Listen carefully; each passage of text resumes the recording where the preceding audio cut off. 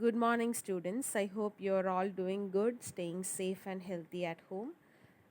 Yesterday, we discussed with this new chapter, Animal Kingdom in Biology. That is your first chapter in biology. So, we started learning about the order of classification. So, what are the criteria followed for classifying the animals, plants, microorganisms in around the environment which is present around us? How to classify them, we saw, and also we saw the basis for classification. So what basis we have to classify them also we saw. Today we are going to see the binomial nomenclature. After classification we need to name them. We have to give them the scientific name which will be accepted worldwide. So we have to give a name which is accepted worldwide, so we have to follow the rules while giving the name. So binomial nomenclature. So binomial, bi means two, we are going to use two words. Nomenclature means naming them. So Carolus Linnaeus, who is the scientist? Carolus Linnaeus introduced the method of naming the animals with two names known as binomial nomenclature. The first name is called genus, and the first letter of genus is denoted by the capital, and the second one is the species name denoted by the small letter. So usually this is going to have two parts. First is called genus, the first letter should be in caps. Second part is called species, the starting word letter should be in the small letter. The binomial nomenclature of some of examples are given here. Amoeba. So listen to me very carefully how I am pronouncing. Amoeba, Amoeba proteus. Hydra, Hydra vulgaris. Tapeworm, Taenia solium. Roundworm, Ascaris lumbricoides. Earthworm, Lampito maruti. Perionyx excavatus. Leech, Hirudinaria granulosa, cockroach, Periplaneta americana, snail, Pila globosa, starfish, Asterias rubens, frog, Rana hexadactyla, wall lizard, Podacris muralis, crow, Corvus splendens, peacock, Pavo cristatus, dog, Canis familiaris, cat, Felis felis, tiger, Panthera tigris, man, Homo sapiens. So listen to this and try to pronounce by yourself. So this is how we are following the method. So if you can see here, Amoeba proteus. So amoeba is the genus name. It is given capital letter A. Proteus is the species name. So it is starting with the small letter. Moving on to the invertebrates. So phylum Porifera, so they are pore bearers. So they will be having small pores on their body. So we are having 9 phylums. We are going to discuss them completely today. First phylum we have is phylum Porifera. So invertebrates, sorry, invertebrates means they will not have the backbones. Vertebrate means they will have backbones. So today we are seeing invertebrata. That is, first one is phylum Porifera, pore bearers. These are multicellular, non-motile, aquatic organism. They are having multi-cells. Non-motile means they do not move. Aquatic means they live in water, and they are commonly called as sponges. They exhibit cellular grade of organization. So yesterday we saw no basis for classification and organization. So cellular grade of organization only. Body is perforated with many pores. So குட்டி குட்டியா நிறைய pores இருக்கும் பாடியில், and those pores are called ostia, and water enters into the body through ostia and leads to a canal system. So what will happen, through that pores water will enter inside the body and it will come out through the canal system. It circulates throughout the body and carries food and oxygen. So that water will carry food and oxygen for them. And the body wall contains spicules.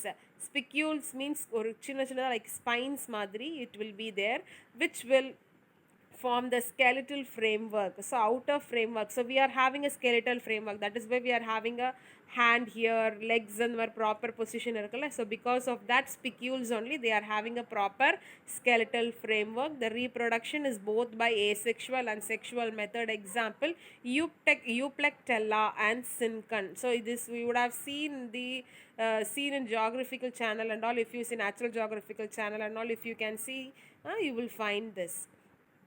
But we cannot find them very commonly around us, so it will be living under the water only. Next is phylum Coelenterata. An example, that is Cnidaria. So C is silent here, Cnidaria. Coelenterats are aquatic organisms, mostly marine and few freshwater forms. So they are mostly marine only, few freshwater na nammale ponds la create pandrola, those are called freshwater forms.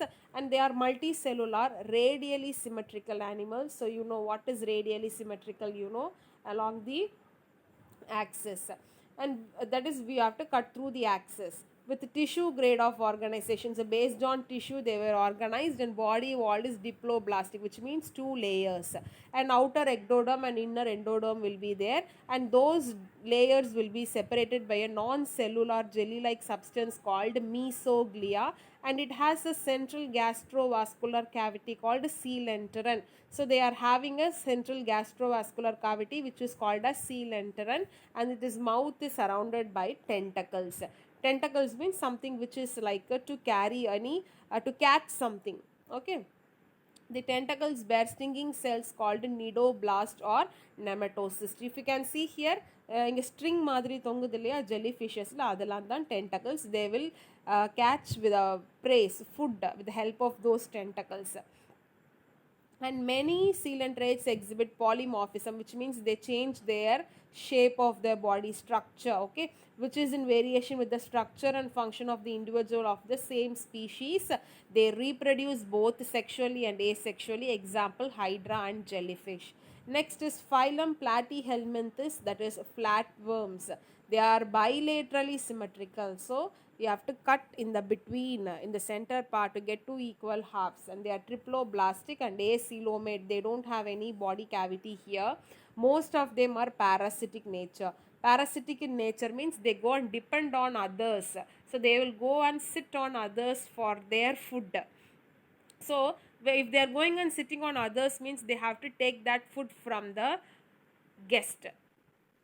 Okay, they will go and sit on the guest animal. So guest animal na, if I am parasitic means I cannot prepare my own food, I have to go and depend on someone. So if I am dependent on someone, I have to do something to take that food from that person. Okay, so here they are having suckers and hooks, so which help them to attach on the body of the host.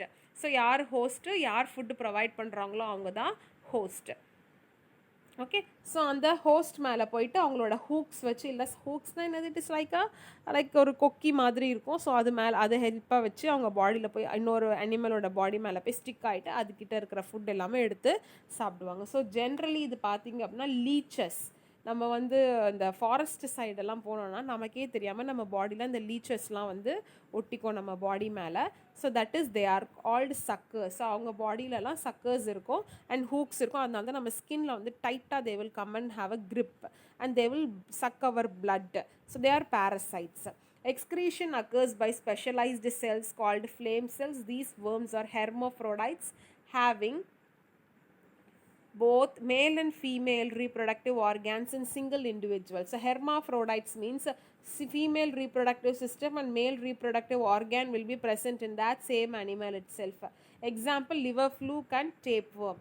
Next is phylum Ascalminthus, roundworms. Ascalminthus are bilaterally symmetrical triploblastic animal. So bilaterally symmetrical, you know, triploblastic means 3 layers will be there. The body cavity is pseudocoelom, so false cavity will be present, which is not actually a cavity but it is there. They exist as a free living soil forms or as parasites. So they may behave like a parasite or sometimes they behave independently. The body is round and pointed at both the ends. So they will be having points, both the ends they will be having a pointed ends, as you can see here in the picture. And they exist as it undergoes, that is, it is unsegmented and covered by thin cuticles. They don't have any segments. So complete or layer, start to end or layer, in between lines இருக்கிறதெல்லாம் கிடையாது. So அதோட body is covered with a thin cuticle. Cuticle is like another soft watery like substance. Okay, sexes are separate. So here male and female are separate. The most common disease caused by nematodes in human beings is elephantiasis and ascariasis. So you can see the male and female roundworms here. This is very commonly present inside of our stomach.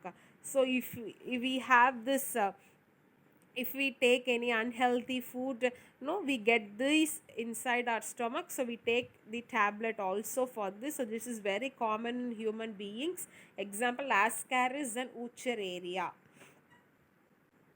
Next is phylum Annelida, segmented worms. These are bilaterally symmetrical triploblastic first true coelomate animals, which means they have body cavity in them with organ system of gradation. Body is externally divided into segments called metameres joined by ring-like structure called annuli. So here their bodies are segmented. Segmented na, so we saw